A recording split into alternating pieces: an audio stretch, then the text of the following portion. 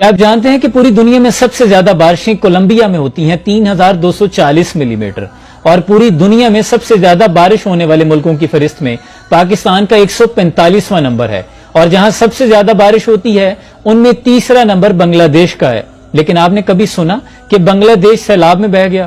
یا یورپی ممالک دیکھ لیں جہاں سارا سال بارش ہوتی ہے کہ وہ ملک سیلاب کی نظر ہو گئے۔ یہ قدرتی آفت کا چورن صرف اور صرف پاکستان میں بکتا ہے۔ کیا یہ مصیبتیں، یہ آزمائشیں، قدرتی آفات صرف غریبوں کی جھونپڑیاں، ان کے گھر مویشی اور کاروبار تباہ کرنے کے لیے ہے؟ کیا یہ آفت ان تمام محلات اور جو ان میں بیٹھے ہیں وہ تمام صاحبان، حاجی صاحبان ہیں؟ ایسا نہیں ہے۔ جان بوجھ کر اس عوام کو شعور نہیں دیا جاتا، یہ آپ کے حق پر، آپ کی عزتوں، آپ کی جانوں پر سودا کیا جاتا ہے، اس کا فائدہ اٹھایا جاتا ہے۔ جان بوجھ کر ڈیم نہیں بنائے جاتے کہ آپ کو ایک خوشحال زندگی مل جائے گی، سستی بجلی ملنے لگے گی، آپ کے کاروبار پروان چڑھنے لگیں گے، اور نتیجہ کیا ہوگا؟ شعور۔ جب آپ کے پاس شعور آئے گا تو ان کرپٹ سیاستدانوں کا قتل ہو جائے گا۔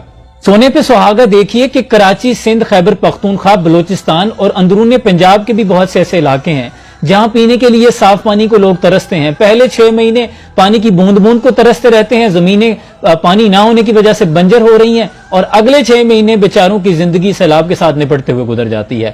بہت سے لوگ لقمہ اجل بن جاتے ہیں۔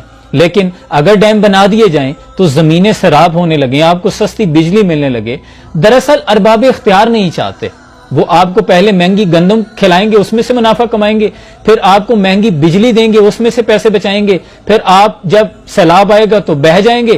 اگر معجزاتی طور پہ آپ بچ گئے تو پھر اس کے بعد آپ کو آپ کی جو لاشیں ہوں گی ان پہ پھر سیاست کریں گے، پھر اس کے بعد باہر سے امداد لیں گے، اس میں سے پھر لاکھوں کی کیک بیکس لیں گے۔ نثار تیری گلیوں پہ اے وطن جہاں چلی ہے رسم کہ کوئی نہ سر اٹھا کے چلے، جو کوئی چاہنے والا طواف کو نکلے نظر چرا کے چلے، جسم و جان بچا کے چلے۔ اللہ کریم ہماری عوام کو شعور عطا کرے۔ سلام پہنچے۔